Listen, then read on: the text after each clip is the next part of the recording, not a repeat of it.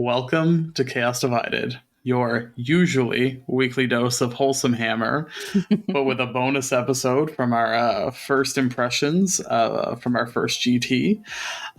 You're joined by myself and Nurgle Snurgle. I am the BlushingNoiseMarine, and we're just doing an off-the-cuff little bonus episode. It's our first thoughts, our first impressions of the new edition.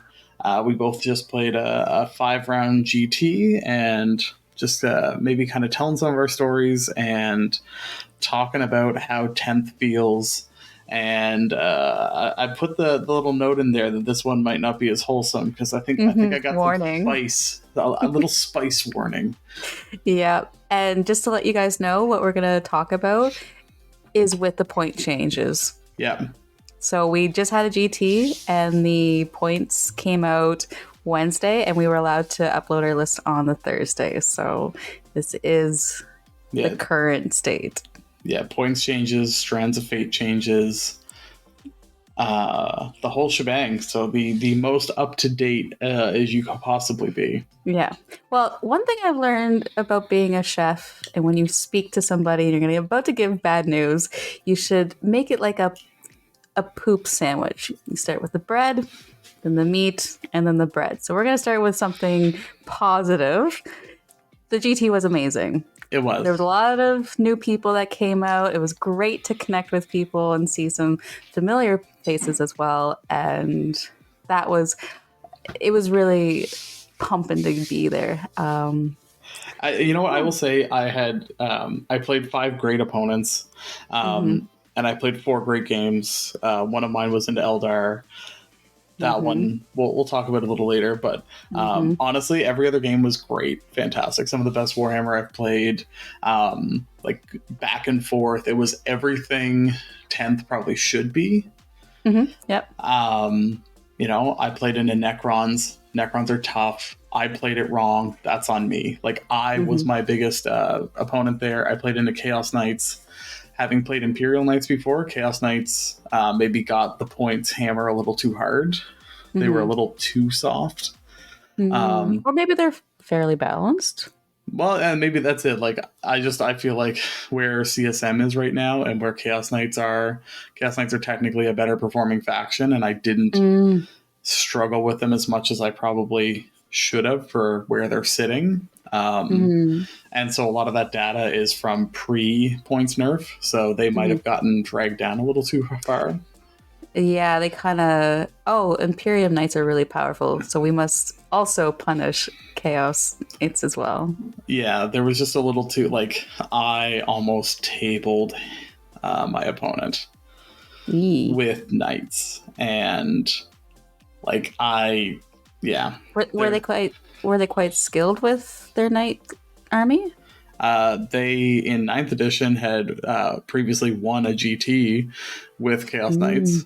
Okay. So they played Chaos Knights all through 9th, and they were like a formidable opponent with them. So, like, a very experienced Chaos Knights player. This wasn't like somebody out for their first rodeo. This was somebody who knew what they were doing. And do you think it was the mission, the table, the rolls, or do you think it was the army? I think Chaos Knights got punished for being towering, but they don't have a lot of shooting. So, like, their shooting was weatherable. Like, they're more of a melee army. So that's kind of one of those, like... you're also a melee. Yeah. You're focused on that as well, so... Yeah, so, like, and my melee is more efficient into him than his is into mine. So, because all it takes is like a damage 4 weapon that has fewer attacks, and you can't beat through a squad or stuff like that.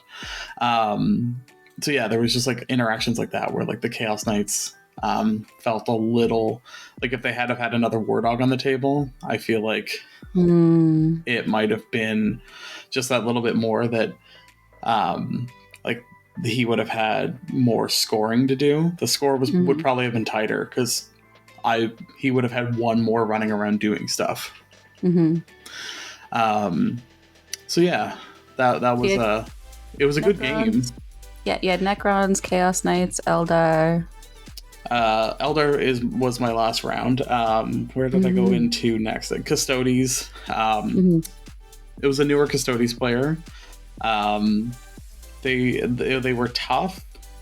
Like the army itself is tough. I just think, I got some good charges off, and kind of had things going kind of fairly my way. I was able to kind of take the momentum really early on, and just never stopped. And he didn't know how to deal with Lucius having fight first. So and that was his first time facing that. Yeah, so like I'd explained it to him. Like it wasn't like a gotcha moment, but like I think he overestimated his ability to just beat through it. Or I guess weather the storm and then beat through it. So you kind of had to like start the conversation and be like, so Lucius is special. You won't face anything like it. He's in a special... Well, there's not many characters that attach to a unit that then give the whole unit fight first.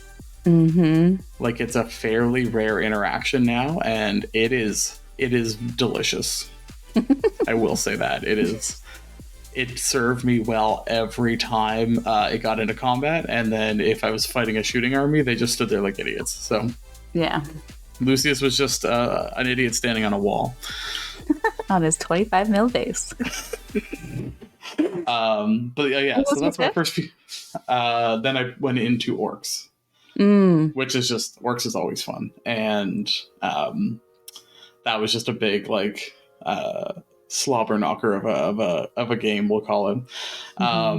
It was like, I crumped harder and kind of came out on top of that one. But it was an absolute blast. Like it was back and forth. It was fairly tight, and then like, I managed to break more than my opponent managed to break. So then, that's kind of what melee fights are about, is whoever has more stuff at the end usually ends up pulling it out. Yeah, and who goes first and who positions. Yeah, well, he for orcs, he was quite reserved about it. Okay. I think he feared the Land Raider more than he should have. Like he didn't bring Ghazghkull out to kind of do the big alpha strike. He didn't bring Ghazghkull out until turn 3. Oh. Yeah, so he kind of did his like big into Abaddon. Didn't kill Abaddon with Ghazghkull. Do you think he was expecting to? Yeah, I rolled pretty good on the invulns. I mean, wiped the Terminator squad with him, but that wasn't surprising. But then Abaddon was left with 2 wounds. So, wow. Which, I mean, I used to fight on Death Strat because, like, Abaddon's the only thing I have that'll kill Ghazghkull. But yeah, so that was a bit of luck on my part, and I think that allowed me... At that point, though, I'd already broken enough of the other units. Like, Abaddon didn't end up doing anything else other than that. Like, he just ended up getting shot. Abaddon serves you well. Sometimes, or he dies. Yeah. But yeah, so those were... I'm going to leave the Eldar game for after your plot synopsis of your games. Yeah, so my first opponent was Eldar. And what a way to start. Wow. Yeah, exactly. I was speechless. I will admit that turn 3, I had to lean over and be like, you got this, man. I think I'm done. I think I'm good. I think, like, we're going to go for lunch. Let's kind of just, like, enjoy it now. We don't need to roll any more dice. And it was shocking. It is shocking. Yeah. I don't even know what was happening. I got spanked. Yeah. And then, when I thought that I could be at the lower bracket, I got paired into Imperium Knights. And after that, I was like, what is this game? I didn't know what was happening to me. I had faced Imperium Knights on the Tuesday, but it was just... I don't know if I want to see another hits on twos, reroll ones, hits on or wounds on twos, reroll ones ever again. I think that's and apparently it's a pretty contentious take that's like it's Yeah. a typo. Because like different languages have it written differently, and like I think Imperial Knights are maybe supposed to be reroll one hit and reroll one wound. Yeah. And I think actually the local Games Workshop here, they did have ruled on the that. Sunday. Yeah. So yeah, it's oppressive to be hitting and wounding on twos and also rerolling all ones. And well, like all ones, not just shooting. It's like yeah. shooting and melee, and it's so much rerolls. Well, it technically changes your chance of success to a 98%. Like that's bananas. Because they're like what, strength 20 anyways, so Yeah, so but like anytime you're hitting and wounding on twos with a full reroll, yeah, it's a 98% chance that each one will go through. good odds. Yeah. But you'd effectively have to roll like 3 or 4 ones to do it. And then I played Salamanders after that, and honestly, that was a fantastic game. I needed that like refresher after the beating I just took, and it felt so fair and so balanced. It was so fair and so balanced. We tied. Perfectly balanced as all things should be. Yeah, it like he was killing me, I was killing him, and we were optimizing each other's secondaries, and yeah, that was a great back and forth. It was to the wire, to the last minute, and I had never met him before. He was a new person in the community, and he was a fantastic person. It was great. And then I faced Custodes the next day. That was also really fun, very balanced as well. Like that was my only win. They don't feel as tough though. You said that they were tough. I didn't feel like they were as tough as they used to be. But I guess I think I fared quite well against them anyways. Because I think it's because they have so few units that opens up my teleportation so easily. And I didn't really have to worry about overwatching or anything like that. So I just kind of avoided them. I was like, even before the game started, I was like, I think we're going to be playing cat and mouse in this game. And that was pretty much it. And, I mean, I say they were, I did table that player. Okay. So like, yeah, it was difficult to do that. I think actually Custodes don't hit hard enough, I think is the struggle. Yeah. I don't think that the toughness is that far off, but they're not super, like, unless I think you play like a very specific type, like broadly, they're not actually that it's a lot of like strength 9 at the most, a lot of like strength 6. So it's a lot of stuff that like is wounding on like 3s or 5s, like, you know, 3s in infantry, 5s into vehicles. So like if you bring, you know, a big tank, or you have a big demon, or you have a big monster, like they're not going to be able to crack that egg. No. And we were playing the mission where you get 3 secondaries, and I got really lucky with, I think it was investigate signals and behind enemy lines and overwhelming force or something, or the one that you have to hold on their objective. And he kept his Sisters of Silence on the objective, and I was able to put Bellacore and then Beasts in the prints back there. So it's just a casual Bellacore. Yeah. And then I faced orcs, and it was the same list that you faced, and didn't fare too well against them, but they hit hard, and I wasn't expecting the 2 damage shots from the boys in the truck. Like that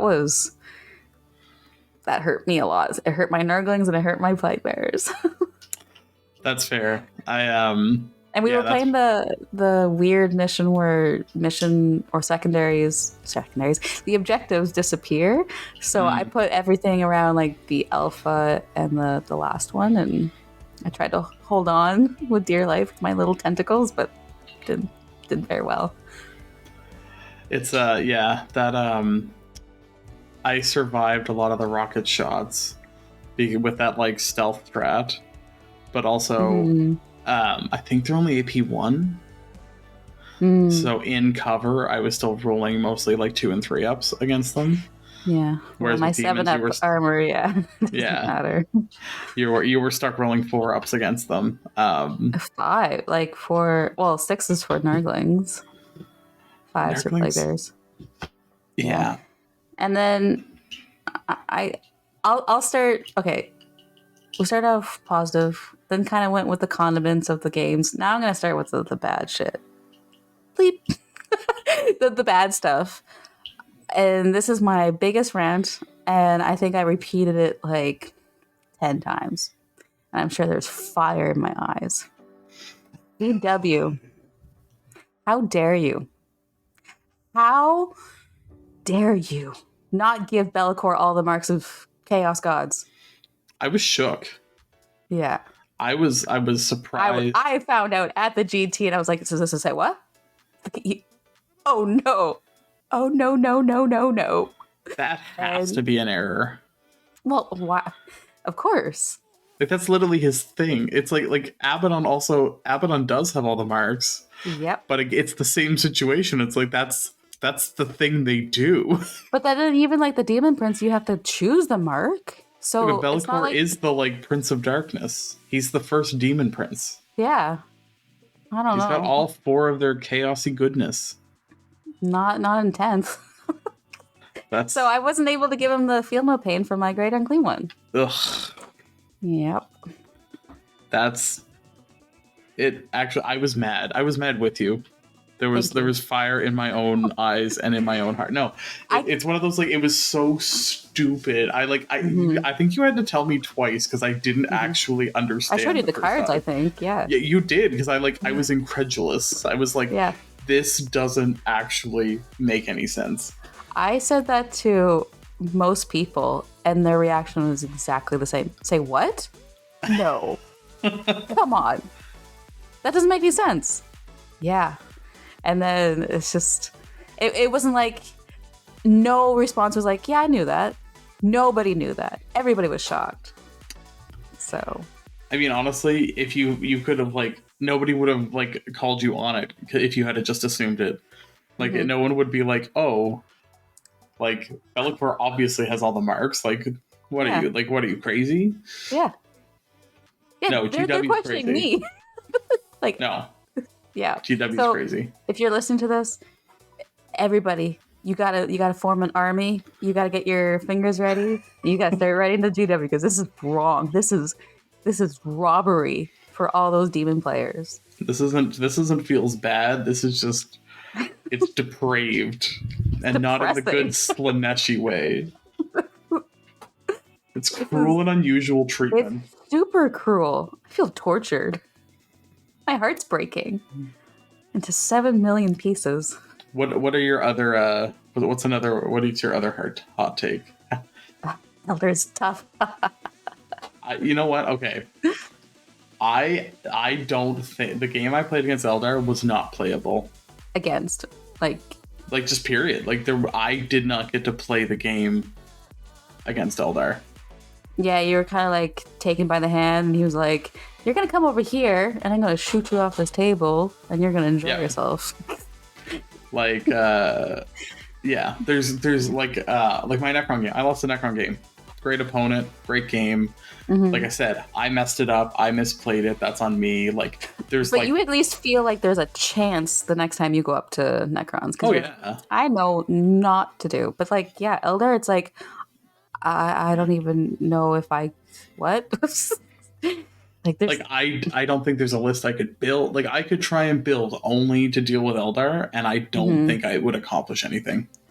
So we went out for food afterwards, and we were looking online at the placements of all these factions. Eldar, of course, at the top. Do you remember what the percentage was? They have a 70% win rate right now. 70%. Yeah. I wonder what they're losing to. I wonder if it's like the player itself or if people are actually beating them. Well, I mean, yeah, the mirror match, there would also be a loss Oh, out of that, sorry. right? And the mirrors, sorry. Yes. Yeah, so the mirror, there's probably a few players out there that could like, I don't know if you have a list completely tuned for it, maybe. Hmm. Um, What do you think are the biggest problems with that army? so a few of us were talking about it, and like, I don't even think my opponent needed Strands of Fate. Like Hmm. that mechanic wasn't even really factored in because of all of the rerolls and just sheer power. You know what? I agree with that too. I don't think my opponent really needed. I think he pulled it out a couple times, but it wasn't like he had like how many he had in front of him, and he was only like using like once per turn, maybe round, and that The was like the it. Farseer 6, like I think that's all he was using was the like, oh, I'll turn this one into a 6 and I'll use it because why not? Hmm. And you take 2d6 mortals from my Wraith Knight. Oh, actually, I'll re-roll this. Oh, look. Oh, actually, whoopsie daisy. That's 3 are mortals. Here's Mm. 25 mortal wounds. Do you have any feel no pains? No. Okay, cool. Actually, I did have that shoot into something with feel no pains. You can't. It's very unlikely that you're going to roll 25 5-ups on a 10 wound model and have it live. Hmm. Hmm. It's not likely. Yeah, I got lucky going into battle round 3 only because of the Bellacore thing. So first turn I put down the models. That was it. He couldn't shoot anything. Second turn, that's where I got obliterated. Third turn, I was like, I can't. I just. Well, and that's what like. So my turn one, the round 5, the terrain was a little bit misaligned. We'll say Mm, the terrain, the setup we were using didn't line up with the deployment zone. mm, Bit of a, I think, first tournament of 10th maybe error. mm-hmm, Um, so it wasn't super possible to hide like everything and still actually play because nothing was actually lined up with the deployment zone. mm-hmm. So like there was huge empty spaces in And front of my deployment zone it was that the I corner diagonal deployment as well. yeah, the like 20 up or whatever it is and then across. Mm-hmm, So like I couldn't hide a couple models. I did have the strat to do the lone operative thing to save my land raider, but then when I needed to move up to actually like interact with the board in turn 2, I lost, I don't know, 1,000 points mm-hmm. on the shoot back. So yeah, I moved up in In my one turn turn. 1. Yeah. So turn 1, he went first. I lost a Oh my demon prince. god. Managed to save the land raider with the strat.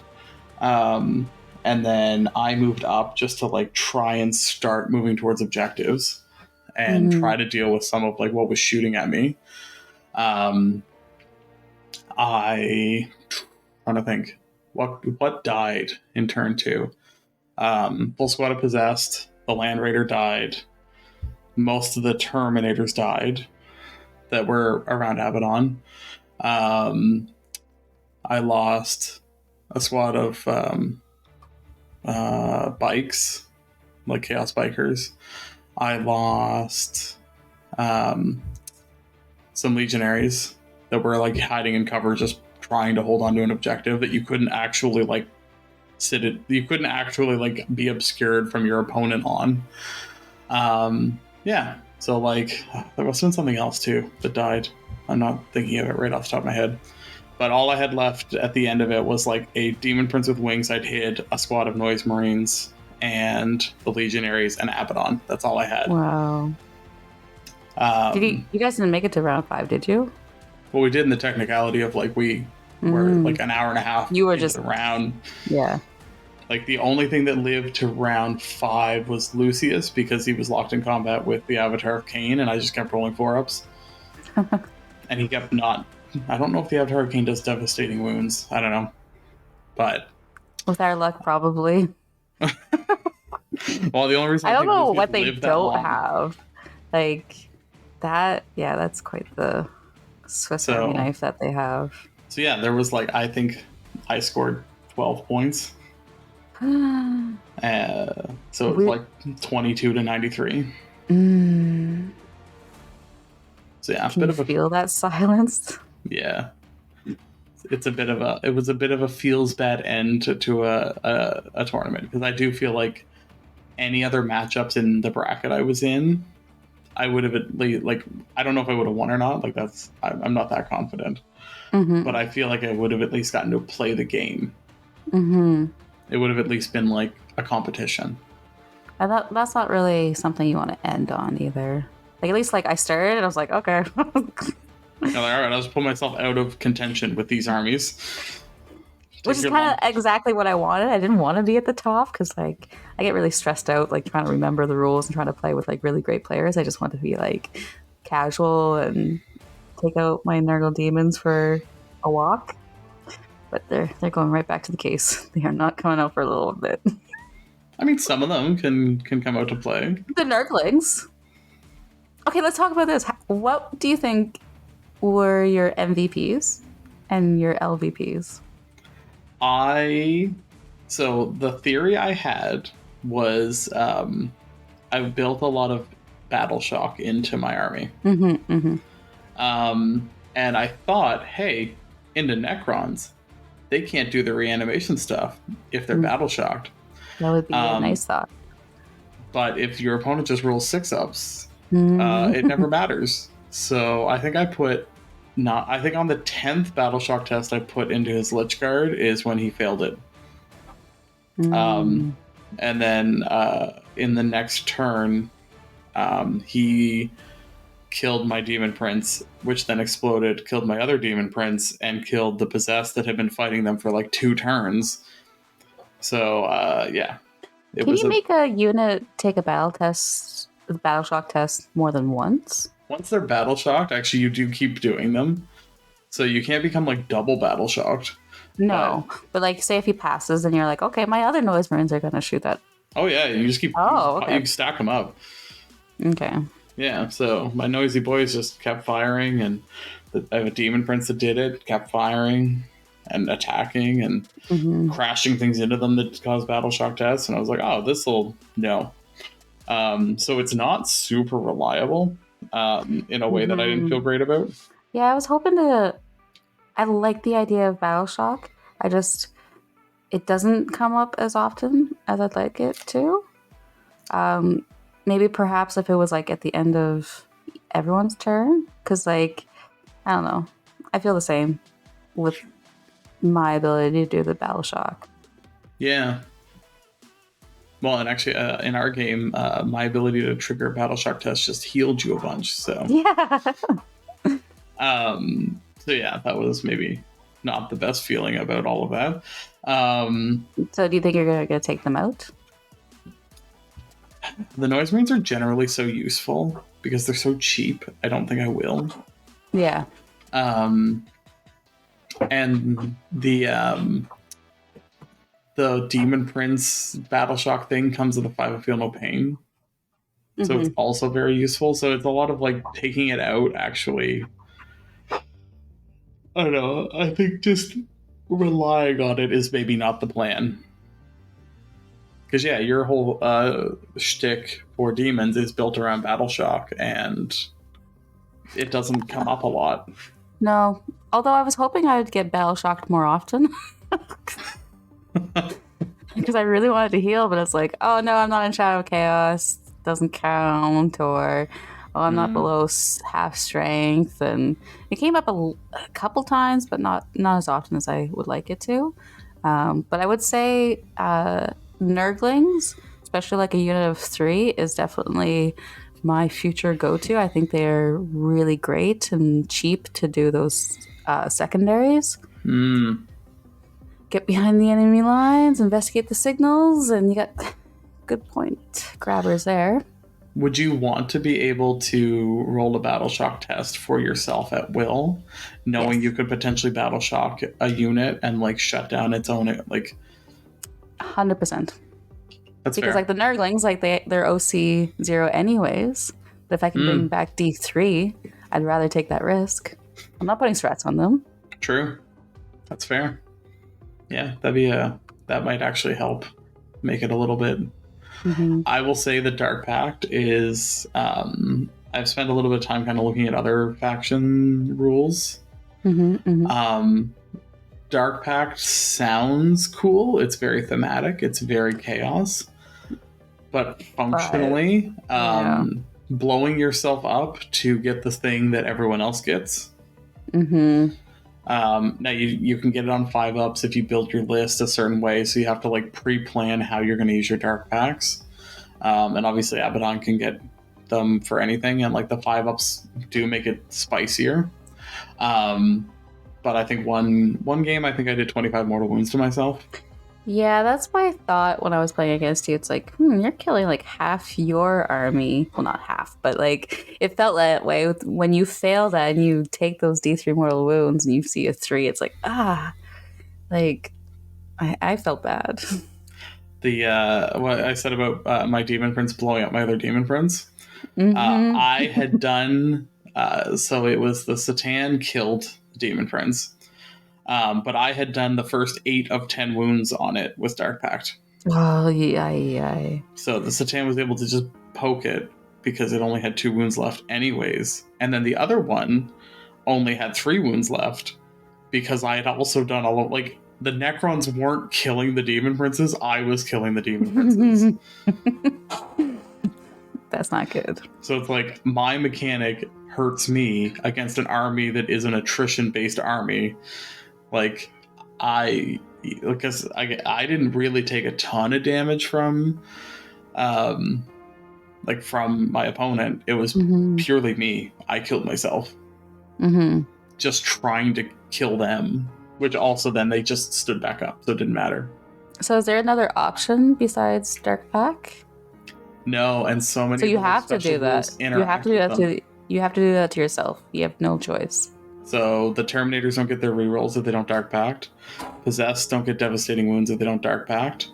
Abaddon doesn't get the bonus CP if he doesn't Dark Pact. What I was saying about the battle shock test from the Demon Prince doesn't get it if you don't Dark Pact. The Corn enhancement you have to Dark Pact in order to get the bonus strength and attacks. So if you don't Dark Pact, you get 1+1 to both. If you do, it's D3. So like so much is tied to them. Oh, wow. Yeah. Meanwhile, we play these armies, it's like, they get to just reroll everything. Oh, they get 1 reroll. Oh, they get sustain. Oh, they get lethal. Ouch. Well, I was even looking at so I was like, okay, if I want to run this big blob of legionaries with Lucius, are there any characters I have or can get that would buff it as well? So like Space Marines, there is some characters you can also attach to a unit that already has a leader. They're not available. So GW doesn't have them on the web store anymore. Like it's not even like they're out of stock. They're just like not there. Like you can't buy Lucius anymore. You can't buy a Master of Possession. But like the Exalted Champion you can attach, which gives you +1 to hit. It's not even available. So you'd have to go find like somebody who's selling it or go on eBay or something. Like And then the whole Forge World thing where you don't get those models, but the Xenos kept theirs. And even one opponent of mine was making the point, like, Chaos was there for the Horus Heresy. The Xenos faction wasn't, so that makes no sense. Well, so, the Heresy stuff was kind of the complement to like all the new Primaris tanks that Space Marines got. Like we're still running Predators and like Land Raiders, which like I love the Land Raider, but like it has shortcomings, and like the Heresy stuff allowed you to like I don't know how you play it. Like even if they do create a detachment that's very Iron Warriors, I don't know how you play it anymore because Predators don't have the oomph and like you'd have to do like Forge Fiends. Now I know it's very like memey, like to make meme of like Chaos and Chaos Space Marines that were just salty players, but like, and I heard about that in the beginning, but now that I truly get to see it, it's brutal. Like the favoritism within the game, the promises, And like when they did that announcement of the Chaos Space Marines having 2 wounds, that was like a slap in the face. Like It took a long time. It took a long time, but how they like showed the announcement of it, it was like, guess what? You get 2 wounds, but you've waited this long, and it's going to be the year of chaos. And of course, it was just no, it didn't happen. It just, yeah, it feels awful to see like all these diehard fans of chaos, and they get pooped on by GW all the time, and then I see most of the comments, and it's just like, oh, you're just being salty, or it's just like, oh, you're a typical chaos player. But it's like, we put love in these models, we put love in this game, we put faith that things will be fair, and then it just continues down this really bad path. And we're kind of seeing it with 10th, how like perfect example, look at Chaos Knights versus Imperium Knights. I don't want to go on a rant, but it's really hard not to see it, or to like. I'm one that I don't want to complain or want to bitch about GW, because they are going to do what they're going to do. I'm just one person, but I don't know. It's hard to put into words or feelings, and yeah. It's hard to come out of a game feeling like there was nothing you could do. Like, that's what I was saying earlier. Like, that Necron game, like, there's like 30 things that I've thought of that if I should have done differently. Like, I made mistakes. I've like learned from those mistakes. I like identified like, and you could change your list for it. Yeah. Like Eldar, like I'm like, I don't know how you play that. I don't think I would ever want to play that. No, but like, I don't know what I could change that makes it playable. But that's, yeah, exactly. And that's what I mean. Like, I don't even know if I want to like try to break my brain to figure that out. Like, I'm not here to crack the code of Eldar. I don't think it's crackable. There's too many built-in rerolls. There's too much like just sheer damage potential. Well, even the Fire Prism is 155 points. A Chaos Predator is 135 points, like Predator Annihilator. The Annihilator has a Strength 14 las cannon that's twin-linked, and you can put 2 more las cannons on it. The Fire Prism, the big shot, is already 2 shots. They can shoot through each other. And I think it has 1 less point of toughness. So for 20 points more, you're getting significantly more bang for your buck. I think it's Strength 18. And then with all their built-in rerolls, like they can reroll every single like hit and wound it makes.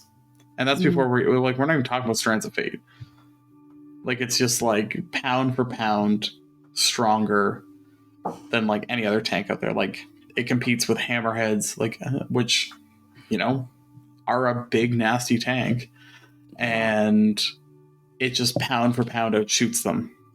Yeah, I can't remember what the unit was that the Eldar player pointed out, but he's like, yeah, these guys, blah, blah, blah, are like 120 points. I'm like, my Plague Bears are 145. Oh, you got to shoot, too. Like, my boys got Strength 4, 0 AP. Oh, no, sorry, -1. 1 damage. Move 5. They're sticky, so that's kind of cool, but... And like, I will say, like, I think like Legionaries are a very strong like battle line unit. Like, they feel good, and you can like, if you happen to have all these characters, you can like do a lot with them. But they're still like, a squad of 10 is 200 points. I can't imagine what that army was like before the quote unquote nerf. Well, yeah, Eldar. Well, you could just blow all your Strands of Fate on a massive Alpha Strike, and your opponent's army actually just did die turn 1. And this is where we talked about it at the GT with a couple of people. This isn't just like Nobody's talking about it. It's hush hush kind of thing about Elder. Everybody was talking about Elder and Knights and just how stupidly powerful they are. And the biggest question that comes to mind with everybody talking about it is, who's playtesting this? Who's like saying, yeah, this is perfectly ready to go. This will fare well with the rest of the factions out there. Everyone's going to have great games, and let's proceed to print. I will say, like, the Elder players were all just like they were like apologetic about it, almost like they almost like too much though. Like it was like they looked at mine like looked at me like, I'm so sorry, I don't want to do this to you, I'm so sorry. And I'm just like, I will say that your opponent doesn't always play Eldar. Mine, at least, like, I have played. We have had great games in the past, like, and he always plays Eldar, like, and it's been like I've won games against him, he's won games against me. Like, it's always a good game. Like, this is no comment on him as an opponent. Like, it was, he's a great guy, always great games. Like, it was purely like, I even said to him at one point, I'm like, I'm sorry, I feel like I'm being salty and like a poor sport here. I don't understand. Like, I don't know how to feel about this, because it just like, and I think it doesn't feel good. You're absolutely allowed to. I think you're allowed to be shocked. I think you're allowed to be like totally confused of what's happening. I knew it was going to be bad, but it was worse than I thought it was. I thought there was going to at least be some play. Like, I thought it was going to be like, okay, if I like big brain this, can I get through it? No. There's no way to be smart enough about it. It was higher up than a nightmare. It was like sleep paralysis. You're like, I'm stunned and I can't move, and this demon's coming to eat me, and like, it was frightening. Like, there was literally like, I don't know if there's a choice that changes the outcome meaningfully. Yeah. Like, it's like, oh, there might have been like a move that would have gotten me 4 points, and it would have been 26 to 93 instead of 22. Like, it doesn't change anything. Like, and that just feels rough. And I think, like, anyone who's like out there listening and thinking like, okay, like, how does it feel to play Eldar? Are they in a good spot? They're in a great spot if you're the player. It's not a great time. Like, it almost feels like if you go into a tournament, you just like hope you don't pair, or you pair early enough that you then like take yourself out of the running to play more of it. So how would you feel if Chaos Space Marines got the Elder treatment? I can't actually imagine that, because my entire run with so I bought my army, like, I started building it last November. So it's just been kind of a systematic dismantling of their rules, because like I got the Emperor's Children nerf through ARCs, and then the Index came out and somehow made them worse. Like, I lost the things that made Emperor's Children at least functional, so now I'm playing this like CSM Index thing that is somehow worse than ARC's Emperor's Children was, where I'd I with ARCs lost Armor of Contempt, and also my list went up like 165, 170 points. So like, I just got brutalized by that. So yeah, it's just now been like, I don't know, what are we at? July. So it's been 9 months of just like descending rules. So I feel like I've gotten the Chaos player treatment. I actually feel very Chaos playery already. I feel a little jaded. I feel like there's a little bit of my garden. We've been waiting. I maybe want to see the galaxy burn a little bit. Maybe that's what GW does for us. They're just like, you know what? You're gonna feel the lore. Yeah. You're gonna feel what Chaos feels every day. You're just gonna feel just a little bit angry. the seed of resentment has been placed. Like, when I played Tau, like when I first played Tau, like back in 4th edition, like, and then into 5th edition, like, Tau didn't even get a 5th edition codex, and it just like, they never, they were like kind of a bottom tier army.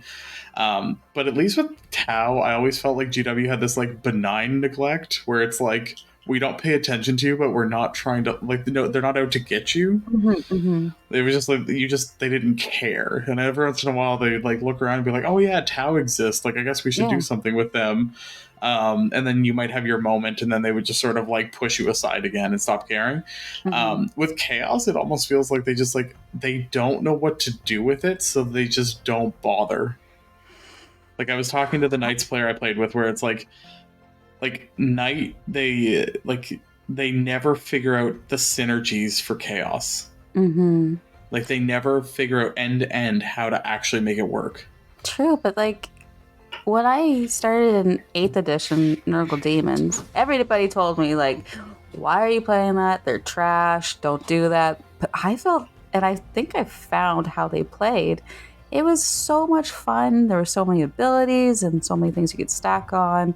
And so they got it right. And then they had the Psychic Awakening and all that stuff. So I've seen it before. So I don't know if it's... I don't think you can put sheer ignorance on not knowing how chaos can work when Eldar feels like chaos. I don't know if Eldar feels like chaos. Well, no, but I mean, like, it's pretty chaotic. Like, it's chaotic, but no, but like, I think Eldar feels like Eldar. They're just like, the skill cap is super low now. Like, Eldar used to be like a glass cannon faction where like you could play at like the absolute bleeding edge of skill and like destroy your opponent, because Eldar had the ability to do it, but if you made any mistakes, it would be very easy for your opponent to capitalize on it and break you in half. Definitely heard that, especially with like Harlequins in the beginning. Like I kept hearing like they're a fun army to play, but they're a hard army to play. And this was definitely in like 8th edition and 9th edition rules. And I played them, and they seemed so much fun. Like they just danced around the table, and they did these cool things. And I wasn't upset when I lost to them. Then, like it was like, yeah, that was pretty cool. You shimmered around the skies, and that was okay. But now it's just like it doesn't even feel fluffy. It's just it just feels like a stone. Well, they're also still tough. Yeah, like they made them tough. They still made them hit hard, and then they gave them so many outs. And then the thing with Overwatch, where there's just they can Overwatch in the movement, so I can't really teleport because they're just gonna get me anyways, or during the charges, which I need to charge to do something, and they're gonna Overwatch, so you can't avoid it. So no, and they can just make a thing of 6. Yeah. If they want to, which then they will hit you. So there's a lot of like, they lost the skill element, I think, a lot. Like they made them good at everything. And like in a way that even like if you look at Space Marine, like Oath of Moment makes any unit good at everything. But it's very like targeted. You have to be like smart about it. Like, Oath of Moment is oppressive to a unit. And I guess if you have Guilliman, it's oppressive to 2 units. But you still need to plan for that. You need to think about it. And you like, your opponent also is aware of like, okay, if I put something in the middle of the field, it's going to get Oath of Moment and it's going to be gone. Like it's think throughable. Like it's strong, but it doesn't like table you. Like, I think that's a good blueprint for, like, what a faction ability should feel like, is, like, it feels thematic, it makes sense, and it gives you, like, a boost to the things that you're maybe not great at. Like, Space Marines don't seem to have a ton of, like, high wounding weapons, for example. They still hit on 3s a lot of the time. Like, so Oath of Moment kind of overcomes a lot of those shortcomings in a way that, like, Dark Pax doesn't necessarily, but then you also have the same limitations. So like, you can create something that's very strong and powerful, but temper it to the point that it doesn't like overbalance a faction. And just like, we haven't even gotten to the point that Strands of Fate is the problem. Yeah. Like, they could nerf Eldar into the ground and then Strands of Fate. Like, I think they did somewhat fix it already, but like they did they that. could take it That's not away. They could take it away and still win. currently. Yeah, if Strands of Fate weren't on the table, I think Eldar, maybe they go from a 70% win rate to a 65% win rate. Like, those like real clutch games, or if you have somebody who like absolutely built into Eldar, knows what they're doing, and like goes in with a mission to blow up Eldar and can do it. Maybe Strands of Fate saves, Eldar from losing that one and making it a victory instead. So if you took it away, they might lose that. But just there's so much synergy. There's so many rerolls. There's so much just sheer ability to like take the like chance out of it. Like when you're playing odds and your opponent isn't, you're not going to win that. Yeah. And I can see it. Give it like a month or two. They're probably not going to have fun much longer. Always knowing what's going to happen. Unless, I don't know. I don't think I would have fun if I knew that I was constantly going to win, or I'm just going to stomp. I think the problem is not so much like when they get bored, it's when everyone else gets bored of playing into it. Which I'm like, already bored. No, I'm just kidding. How much damage has this already done to the like competitive scene? Yeah. How many people are going to think twice about going to a GT next time? It's not a good way to start the edition, I'd say. Like, if you were talking about the GT, you got to meet a lot of, and I did as well, meet people playing their first tournament. If you paired into Eldar in your first round or two, do you want to go back? You gotta hope the rest of your games felt better, because like if you paired into like, Eldar and then, Knights, your first two games, like that's not a great introduction to like what competitive 40k can feel like. Yeah, because even afterwards I was questioning myself and my existence in this game. Like I felt like I was a bad player. It's true. And like, I've played into Imperial Knights pre-nerf. I haven't played into them post-nerf. But pre-nerf it was oppressive. I got tabled turn 2. There just wasn't anything you could do. Again, you're not playing the game. I played into Thousand Suns, which is a top tier army right now. That one at least felt like there was play. Like that one, it wasn't oppressive. Same with Necrons. Necrons, I think their official win rate is not actually that high, but there's a lot of Necron players. Like if you play a good Necron player, like it's oppressive. I would say actually, thinking back, the Imperium game or the Knights game, it was actually quite close. It was a 2-point game, but I always felt like I was like trying to catch up, and I just got lucky with some secondaries. But it was mainly the Eldar game that was so different from the rest. I didn't even feel like we were playing the same game, honestly. Like, I didn't feel like I was playing a game at all against Eldar. Maybe we were playing the 11th edition in the future. Right. I mean, Bellicor, I think, gives you a turn 1 reprieve from Imperial Knights. Yes. So that probably is why you at least had some play with it.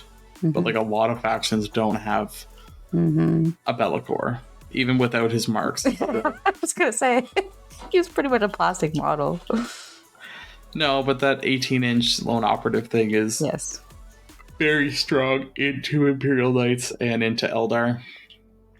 It's like the one thing that they can't contend that well with. And I bet you anything, they probably think it's too strong. It's too strong. I will say this just from like an attitude perspective, the Imperial Knights players maybe didn't realize how strong they were compared to the Eldar players, who seemed like at least like aware of it. Yeah. Like every Eldar player was just like, yeah, no, it's not okay. But here we are. Whereas the Knight players were like, no, I a lot of them seem to be like, I think it's okay. Yeah, I would agree, because I had a couple. I don't want to Never mind. I had a conversation with a night player, and it's like they've been waiting 2 editions for it, and it's like, sure, relish in your shine. So, But I don't think Imperial Knights were in a bad spot before. I think they just weren't chosen to play ball. Like, I don't know. Like, I feel like Imperial Knights have been in a good spot for a long time. Mm-hmm. Like, you know, they've been like tournament winners. I've played into Imperial Knights. Like, I lost into Imperial Knights to a very good player, a very good Imperial Knights player, who's also just generally a very good player, with Tau, which, like, you know, that's a matchup you normally have in the bag. Like, so again, there was play in that faction matchup that, like, Tau should have had. So, like, you know, I think Imperial Knights have had, you know, a leg to stand on for a long time. I think this is just like their moment in the, I guess, blistering sun. They were never down the 22% win rate percentile like Death Guard is right now. Or Votan. Which actually, cool thing at the GT, I was looking at this afterwards. There was only 3 of us of the top 50% of players who weren't playing like a top 5 faction. And it was an Orcs player who came, was it 3rd or 4th? Yes, 3rd. Yeah. Which was super impressive, super well done. Also great guy. Which is really tough to do at this GT because there's a lot of hundreds. Yeah, and he still came in 3rd with Orcs, and like a cool, fun, I think it was 12 kilocans, like I just like a fun list, and he just did phenomenally.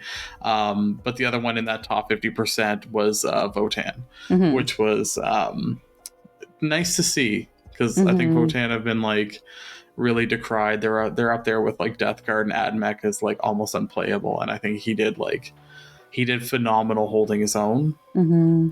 Like, you know, I might cry foul about like CSM, but Votan, like, they're in a rougher spot right now, I think.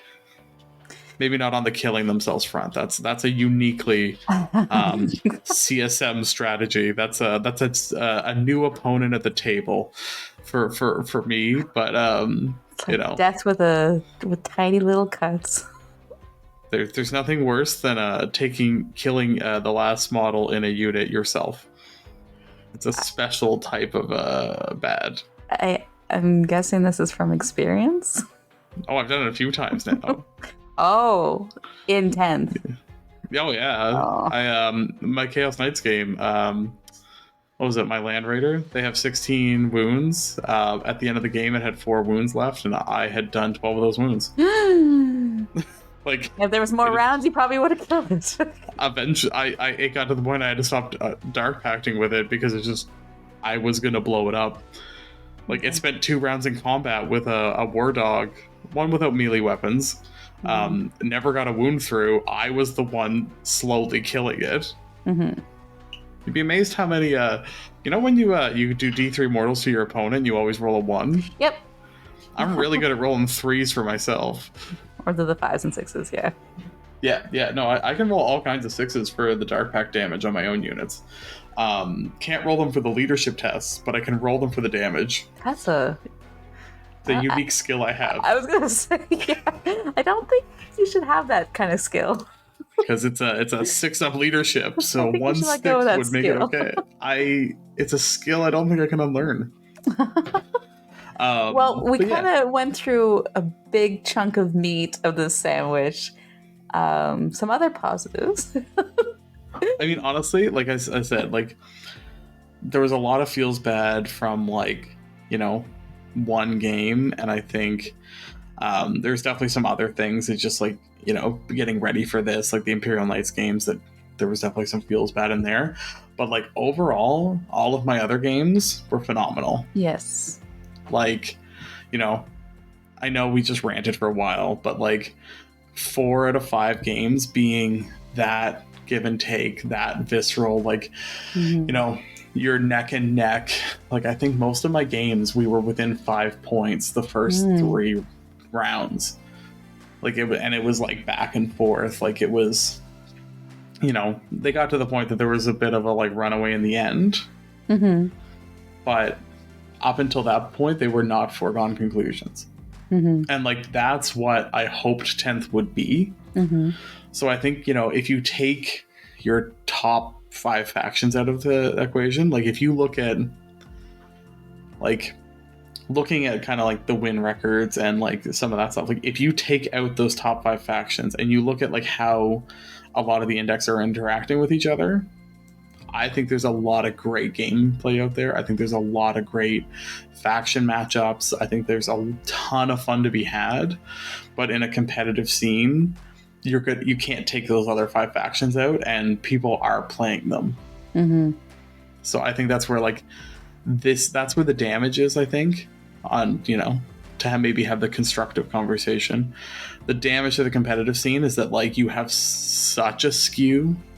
Like I think it's like, GW talks about wanting to, almost every faction to be within a 55 to 45% win rate. I think there's only 5 factions that are even in that range right now. There's 5 that are above it, and they're hugely above it. Mm-hmm. And then you've got there's the 5 other that's severely below it. But yeah, there's 5 that are like in the low 30s, and then the other 10, 15 factions are below 45%. So like most of the factions are not in a great spot on the overall level, but that means that the interactions between them are actually fine. Yeah. Like they're underpowered together in the grand scheme. So when you interact them against each other, the games are actually a ton of fun. Mm-hmm. So from that perspective, like all the other games were great. Like, and I think like they were good for my opponents as well. Like I don't think anyone came away necessarily feeling terrible about it. Yeah, not thinking like, oh man, Chaos Space Marines are so powerful. Like, how dare they do that to them?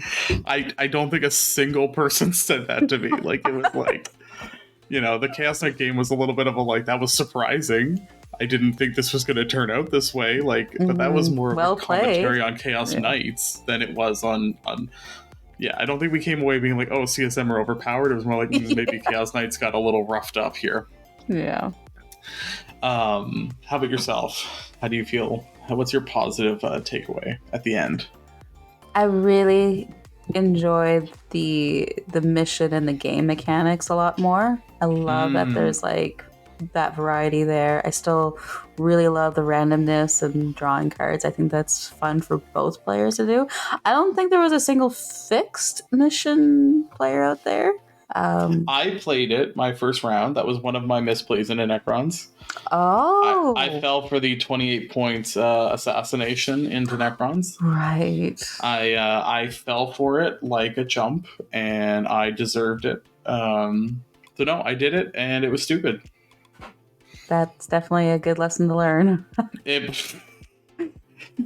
The first run of a GT is usually not the best place to learn that lesson, but that's what I did. So Yeah. Anyone listening, don't make that mistake. It is a silly, silly idea. Mm-hmm. But I love the tactical missions. Yes. Being able to draw, being able to have just randomness, and you could be in a perfect position where you're at, and you draw that card, you're like, well, I guess I'm going to the other side of the table. And that's fun. I love how you're like, you were saying earlier, you're like, oh, I pulled Investigate Signals, and I just like did it. And I like Investigate Signals is just such a throwaway card for me. Mm-hmm. Like I am never in the table corners. I am not fast enough to get there. I get that, and it's like, if I had more CP, I'd get rid of it, but I guess I'll just not. For me, I love being able to put things into Deep Strike, especially with the demons, and just wait for my opportunity to be where I need to be. I think I was putting like more than half my army in Deep Strike at that point. Being able to put 2 units up is super powerful. That's awesome. Mm-hmm. It is, and honestly, like I miss having fast units because of the secondaries. Like I feel like people kind of judged my Chaos Bikers, but they're a 95 point, 12-inch movement objective accomplisher. Mm-hmm. They zip. So now that you've had your first GT, what's going to be your next list and army? To maybe preview for anyone who made it to the hour and 5 mark, and maybe I'm realizing now that we should have called this out sooner in the podcast. Our next game will be on Wrath's Reach Tabletop Gaming on Sunday, the 16th. What is it? 16th. I know how calendars work. At 2 p.m. Atlantic, so 1 p.m. Eastern. What's that? 10 a.m. Pacific time, depending on where you are. So if you want to see Chaos Divided, showing off our chops, you know what? I'm not going to tell you what my next list idea is, because I want it to be a surprise for people who watch. Okay. And yeah, we're actually it's going to be a charity stream, so we're raising money for it's Pride around here right now, so we're raising money for the Youth Project, which is a organization that supports queer and trans youth in Nova Scotia. So I hope you check it out, and I think we're going to come up with some fun ideas to make it a little bit maybe a little more narrative, a little spice. Little, we'll just put a Wraith Knight in the middle of the table and be like, whoever donates gets to fire it. Spoilers, I will not be playing Nurgle Demons. Well, at least full. I'm gonna bring Eldar. You're gonna I'm gonna bring your Nightmare. No, you're not. It'll be the shortest stream ever. I mean, 15 minutes in and be like, well, I don't have an army, so I don't know what we're doing now. But yeah, we were thinking like each donation can be either healing a unit, maybe you can drop some bombs on us, maybe a unit comes back. We'll make a menu and you guys can have a look in the next I have a few ideas that I think if people want to maybe throw out some bigger donations, we could I've got some ideas, but I will say I'm not bringing Abaddon. Ooh. I'm not engaging in that. I want to see CSM sans Abaddon. I think it's fun. I'm building an Emperor's Children list. Lucius is my warlord. It is the closest I can do. I'm actually tiniest warlord of them all. He's my little baby warlord. He's the tiniest. Actually, I think Guardsman bases are bigger than his bases now. Because it's the old Guardsman base that he's on.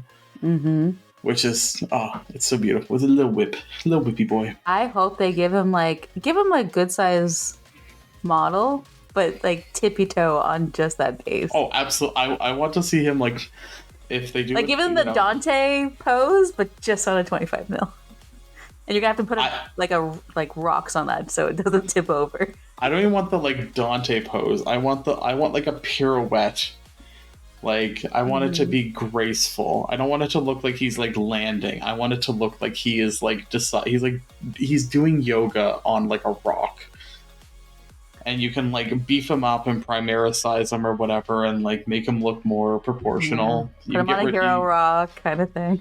I mean, he wears a dress anyways, so I don't really know why he doesn't have limbs. I don't know. He has arms that one is a whip and the other one is a stubby thing with a sword sticking out of him. So you don't need to fix him either. Maybe give him the bigger head so that he can have more scars. Oh, it's so swollen from scars. Well, he's got a tiny, tiny head because he's a tiny Finecast model. So his head is half the size of another Chaos Space Marine helmet. He's got this tiny little head with his little tiny tongue that sticks out. I don't know. That's the Slanesh thing, I guess. The Demon Prince, the new kit, comes with a tiny tongue that is a separate piece from the head that you have to glue into its mouth. Wow. For the Slanesh, so tongues are a thing, I guess. But wasn't Abaddon very tiny before he got the glow up? Yeah, his pewter model is I think the size of I think it might be what a Havoc is, or a Crisis suit, Yeah, I'm sorry, I say crisis suit, like the old school crisis suits. So like, whatever the size up from like a regular Space Marine is I think what Yeah. the size of Abaddon is. Oh, Now he he's is. that's what Dreadnought. We have a couple, yeah. So they might do that with Lucius, but Lucius will be coming out with Fulgrim. That's what I'm gonna predict. I'm putting that out there. I want to see Edelin with his decapitated neck. I don't know who that is. I'm sure He's the Lord. He's the Lord Commander of the Emperor's Children. he has no head. Yeah, he got his head cut off, and then Fabius Bile like reattached it, and Oh, so he's still around. Yeah, he gets his head chopped off in the heresy, and he's still the Lord Commander of the Emperor's Children. so he's been Frankensteined. Oh yeah, yeah. So he's got like a big gouged out neck, and He still works. oh yeah. Well, now he's a chaos. You know, I'm sure Slanesh keeps that alive. That's the dark gods right there. But yeah, for those of you that want to check that stream out, we'd really appreciate you. And I think it's going to be a ton of fun. And yeah, you know what? Honestly, I feel good about 10th overall. Like, I know we just spent an hour ranting about things, but I think they got a lot right. But it's just the things they got wrong, they got so wrong. I guess it depends on whose perspective, but I think for a majority of the community, yes, it's wrong. Elder players might not say it's wrong, but it's wrong. No, and like things like that's obviously wrong. Oh, the Bellacore, yes. Yeah, like there's a lot of like things that are just wrong, and I'm hoping, you know, with the rules tweaking, tune-up that they've said they're going to do, they'll fix some of those things. But yeah, there's right to your GW rep right now. I think there's a lot of good out there, and I think there's a lot of good basis for it, and I think once they kind of like clean up a lot of it and some of the codexes start coming out, I think where they're going with 10th can go to a good spot. And I'm really excited, and it would be nice if we got there in like 2 weeks. That would be perfect. You mean like all the codexes out at once? No, just like the better future that I foresee. Like, you know, some of the toughness stuff, like infantry doesn't just blow up vehicles anymore. Like, they got a lot of that stuff right. Like, the fundamentals of what they tried to do, they did accomplish. They just like also created new problems by alongside. Yeah, I just hope that when people are analyzing the GT that we just had, that they don't think it was pre-nerfed. So yeah, I guess we probably were like on the bleeding edge of that nerf. So and it was still Imperial Knights were very high ranking.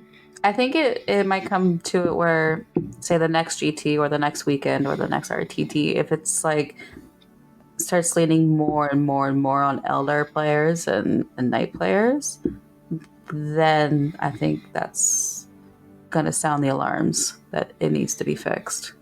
Yeah, I mean the points increase, at least like nobody brought a 3 Wraith. That was a speed bump. No, but it wasn't 3 Wraith Knights, because that I think was even more oppressive. Like they are costed enough now; it's not worth doing that. So there is like signs that it changed a few things, but they didn't get to the core root of the problem. I think it's an onion with more layers left. Yep, guys, keep peeling and crying at the same time. So for any of you listening, your whimpers to GW, just keep Bellacore in your heart. Think about me. Think about us. His marks. Any last words, or should we wrap it up? Last words. Not really. Just, again, I'm here for the community. I'm here to have fun. I'm not going to stop playing. It hasn't deterred me from wanting to continue. And if anything, it's just, it was rejuvenating to be at the GT. It had been a while, and I'm looking forward to continuing it. And if it comes to, I think it was like before 10th edition came out, people started banning Eldar anyways. If it has to come to that, it comes to that. But I still, I'm loving the mechanics of it, and that's not going to deter me. I'm still going to fight to try to figure out how Chaos Demons work. And I'm going to go undivided. And I did look at Shalaxi, and I do like what I see, so I may play I her. honestly think Shalaxi is maybe Probably what you top. wanted in a great unclean one. Mm-hmm. Like, other than the not being tough 12, like the feel no pain, the hitting hard. She's got a great data sheet. She's 400 points, but she's working every one of them. Mm-hmm. She's worth every dollar. Anyways, I'd like to thank you all for joining us for this super special bonus edition. Don't forget to subscribe to Chaos Divided, both here and on Instagram and YouTube at Chaos Divided 40k. And I think actually our first episode is now available on YouTube with some absolutely gorgeous cinematography from the Nurgle Snurgle. Oh, thank you. And you can find us both on social media at Nurgle_Snurgle and at BlushingNoiseMarine. And until next time, bye-bye. Ciao for now.